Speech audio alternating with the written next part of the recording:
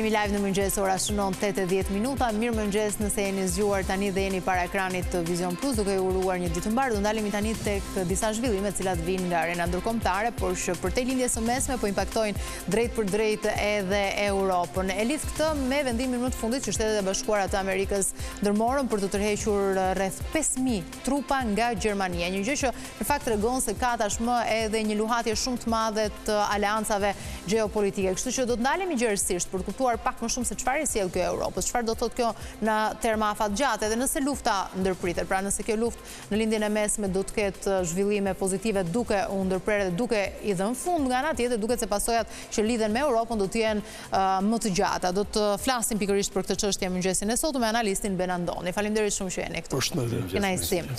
A është një sinjal se Europa po lihet vetëm nga Shtetet e Bashkuara të Amerikës, vendimi për të tërhequr rreth 5000 trupa nga Gjermania? Unë besoj që Europa ka kohë që është përgatitur, se përpos gjërave të cilat thuan në media, duhet besojmë diçka që think tankët dhe sidomos institucionet e sigurisë së vendeve perëndimore kanë kohë që kanë punuar për këtë ditë. Në djenin tuaj do t'ju them diçka që e gjithë kjo lëvizje nuk ka filluar me zotin Trump. Zoti Trump thjesht ekzekutoi pak në mënyrë të themi, nuk do të përdor fjalë të parasyshme, po në mënyrë pak të ashpër ndaj aleatëve. Por ka kohë që përfaqësuesit amerikanë që janë në NATO e theksojnë largimin e Shtetit të Bashkuara të Amerikës dhe e kanë quajtur barr investimin e tyre të madh për sigurinë. Ndërkohë që po të futesh në thellësi të problematikave, argumentat janë gati 50-50. Domethënë që gjithë ky investim i Shtetit Bashkuar të Amerikës ka qenë investim jo thjesht për të mbrojtur Europën, por edhe për të siguruar në këmbim të kësaj mbrojtje dhe në kuadër të gjithë luftës së ftohtë dikur benefite nga problemet ekonomike të cilat Europa i kishte dhe toleronte Shtetet Bashkuara të Amerikës. Europa, kontinenti jonë, ishte nga blerësit kryesor dhe është kontinent shumë potencial, por dhe i hapte rrugë Shtetet Bashkuara të Amerikës për shumë gjëra të cilat ata kishin interes. Me kalimin e kohës, burokratët amerikanë që ishin në Bruxelles, këtë tulatjen e NATO, sepse NATO është një organizëm që përveç luftës Kosovës nuk është se ka bërë luftë.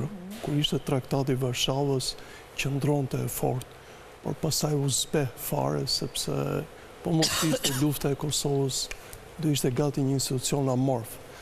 Megjithëse është një institucion mirëfilli politik kur e shikon.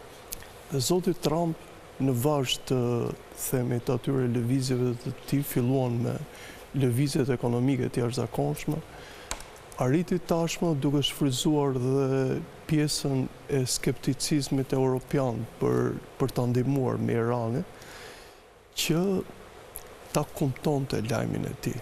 Por në fakt në Gjermani kishin kohë që ishin përgatitur. Kjo qëlloi me kohën kur Gjermania tashmë edhe me kushtetutën e saj ka kaluar këtë handikapin e kufizimeve mbas luftës së dytë botërore.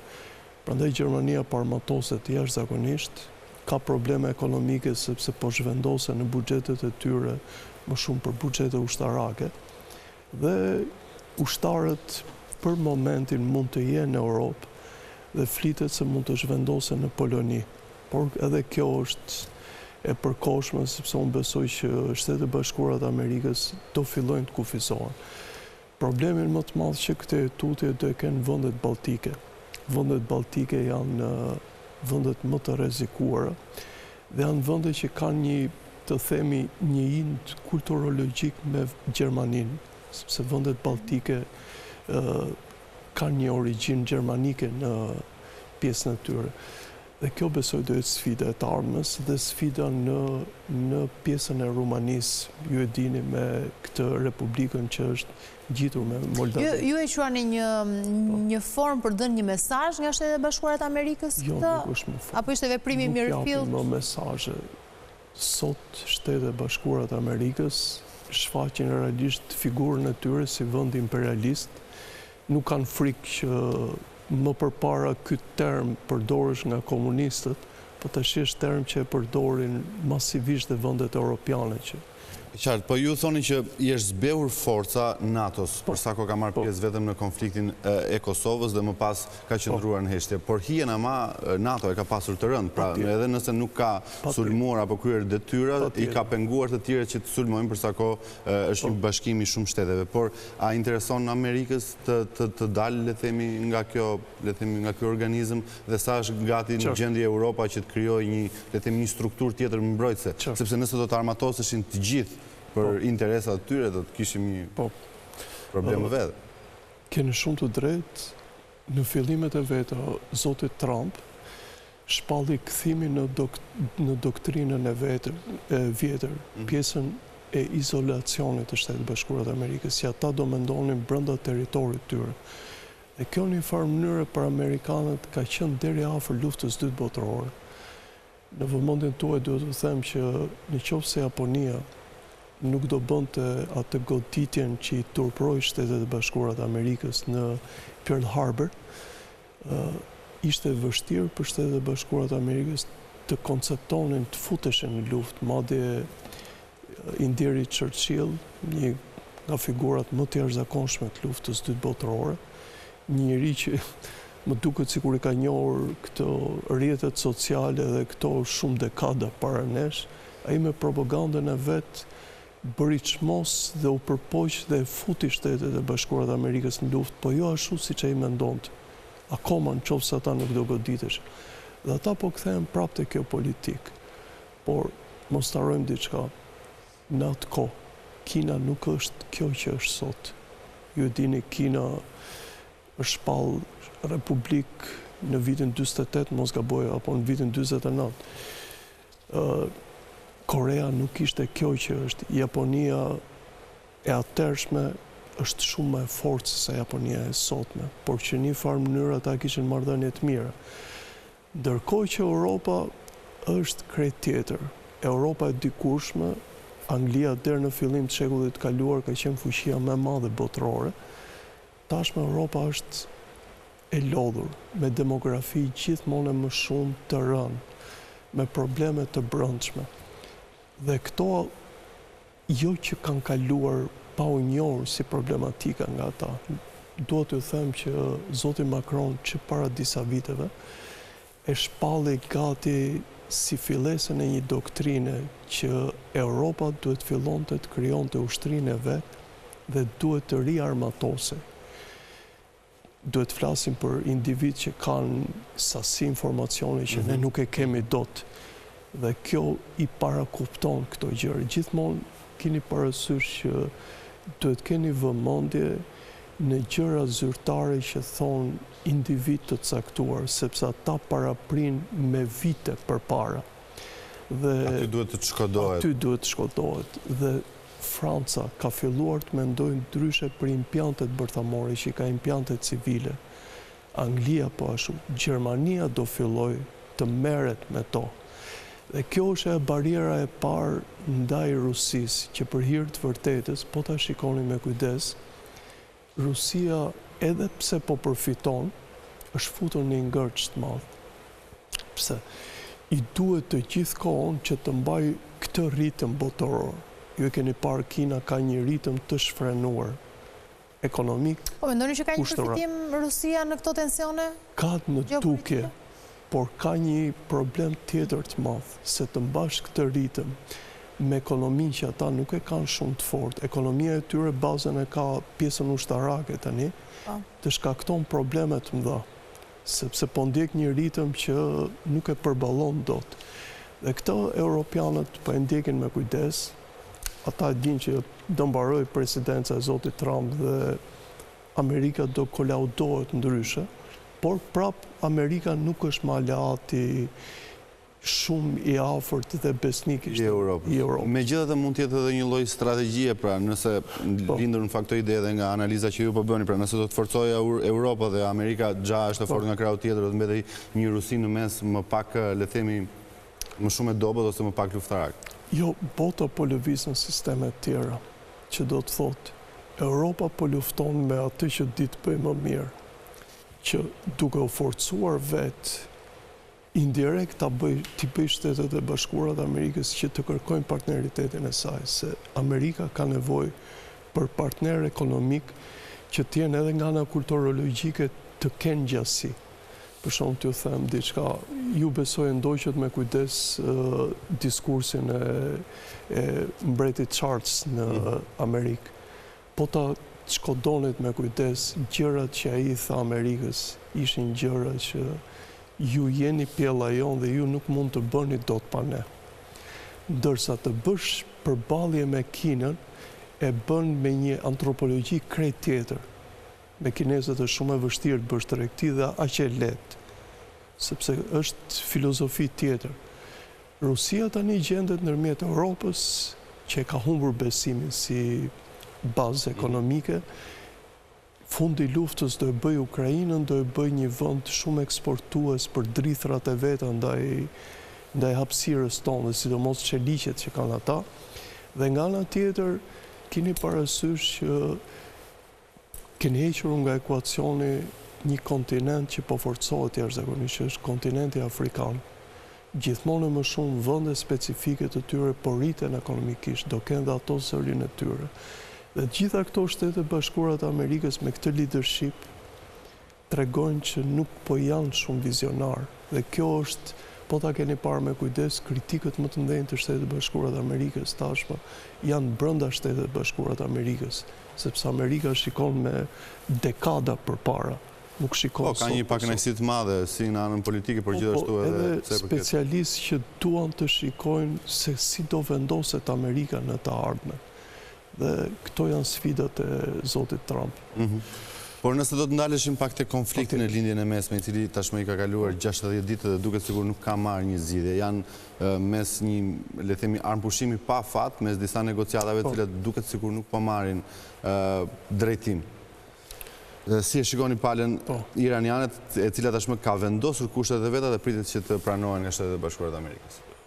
Unë besoj që regjimit Iranit i zgjatën jetën dhe atë të paktën që u arrit qoftë nga shërbimet hebreje dhe të tjerë, po edhe nga reaksioni brendshëm në vend, sepse sado që ata kanë një propagandë deri diku të ashpër, Irani duhet keni parasysh që nuk është vend aq i izoluar, nuk është vend si Korea, sepse janë njerëz që lëvizin, pak në Turqi ata lëvizin në vende të tjera dhe din çfarë bëhet, din ritmin e botës.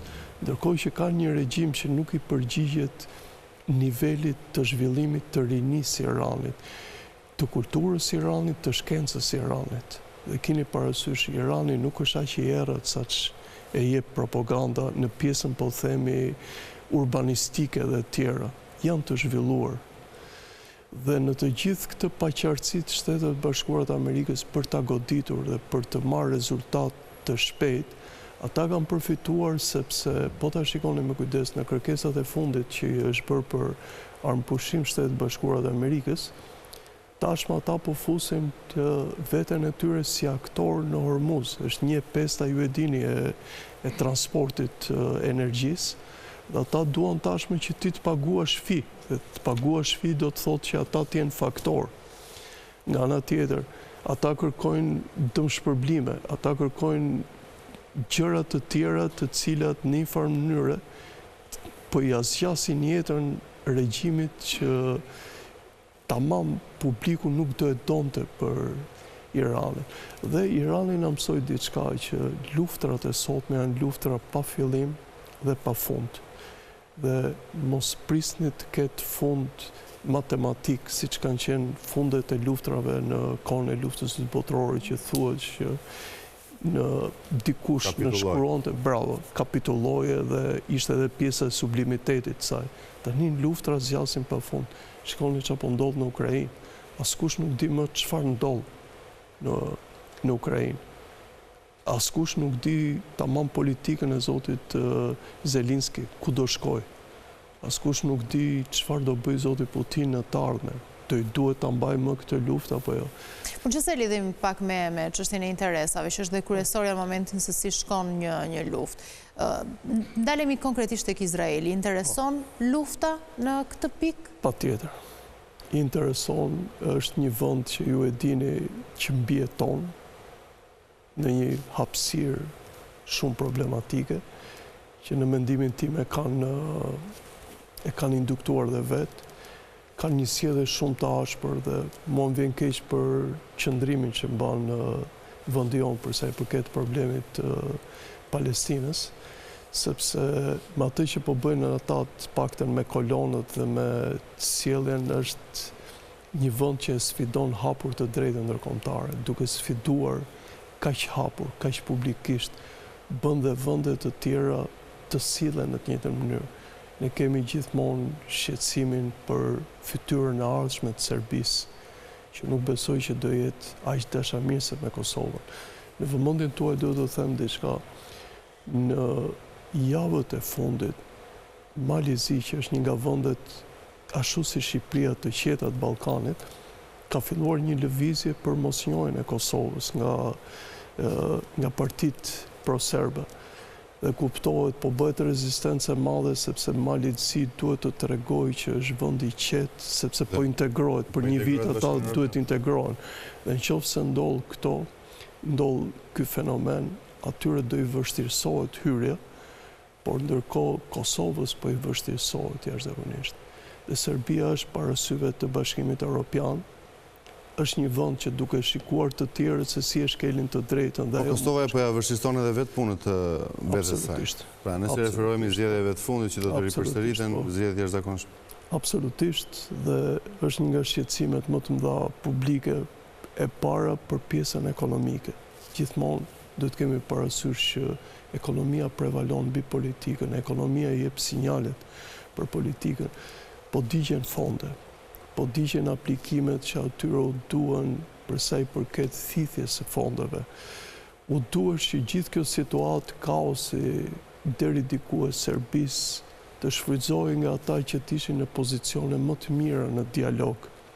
Ndërkohë që në dialog serbët po afrohen me kartën që Kosova jo vetëm nuk bëhet shtet, por këta nuk janë mësuar të bëhen shtet. A mendoni se ka diçka të orkestruar në prapasken që ndoshta publiku nuk e di?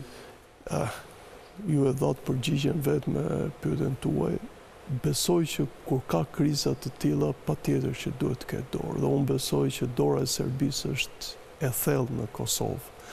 Dhe jo vetëm që këtë e vërtetoi nga akuzat që ata i bëjnë njëri tjetrit të ashpra për lidhje me Serbinë, por e kuptoi që nga logjika e thjeshtë që vendi i cili është më i mirë kuptueshëm dhe më dashamirës në thonjza për atë që ndodh në Kosovë është Serbia. Dhe këtu gjej përgjigje për çdo gjë. E diçka, gjithmonë më duket sikur e nxjerr si një lloj sinteze të asaj që ndodh në Kosovë. Politikanët e Kosovës më duket sikur nuk e dinë akoma që Kosova është e pavarur. Domethënë në konsciencën e tyre. Pse e thoni këtë? Po e them në mënyrën se si po sillen me shtetin e Kosovës. Është një shtet që duhet në çdo moment të ketë tolerancë, të ketë mirëkuptim, që të ecin përpara, të forcojnë shtetin, sepse është një shtet. Do duhet të ishin më të ashpër, po thoni? Duhet të ishin më tolerant. Më tolerant. Dhe mbi interesin politik, vinin interesin e vendit. Vinin interesin e Kosovës. E para, është shumë shqetësuese. Kosova dikur ka pas natalitetin më të madh në Europë. Tashmë Kosova dhe Shqipëria janë vendet me demografinë më problematike në Europë. Madje ne krenoheshim me lindshmërinë tonë. Po kjo vjen edhe nga pasiguria që kanë shtetet, nga ekonomia, nga Këtë po ju them. Dhe shtetet të tilla si Kosova që kanë mbështetje të jashtëzakonshme nga Shtetet e Bashkuara të Amerikës. Të them një element që pak kuptohet kene. E dini që burokratët e nivelit të dytë, nivelit të tretë në Amerikë ka një lloj illujtarie për Kosovën. Nuk e kam për Shqipërinë. Rrezik një pjesë e tyre nuk e njeh Shqipërinë ose e njeh Shqipërinë nëpërmjet Kosovës. Dhe kjo illujtari duhet ushqyer. Për shembull, ju vini nga bota e artit, t'ju them një element. në qoftë se një projekt do kesh një kosovar, ose një emër, ose një produkt, patjetër do kesh sukses. Kjo është e sigurt. Sepse është pjesë e vëllëtarie që kanë perëndimi akoma për Kosovën. Për shembull, një vend i zgjuar e shfrytëzon këtë, sepse nuk do e kesh gjithmonë këtë mundësi. Bota lëviz shpejt dhe ndryshojnë gjërat. Ka lajme të mira për Kosovën në sensin që mund të futet në NATO, por kjo ngelet në të ardhmen dhe ndoshta të diskutojmë herë tjetër. Patjetër. Me kënaqësi do të kemi mundësi të diskutojmë. Shpresojmë që herën tjetër që do të flasim, të kemi një luftë të përmbyllur. Faleminderit shumë që ishit live në mëngjes. Faleminderit shumë zoti Antoni.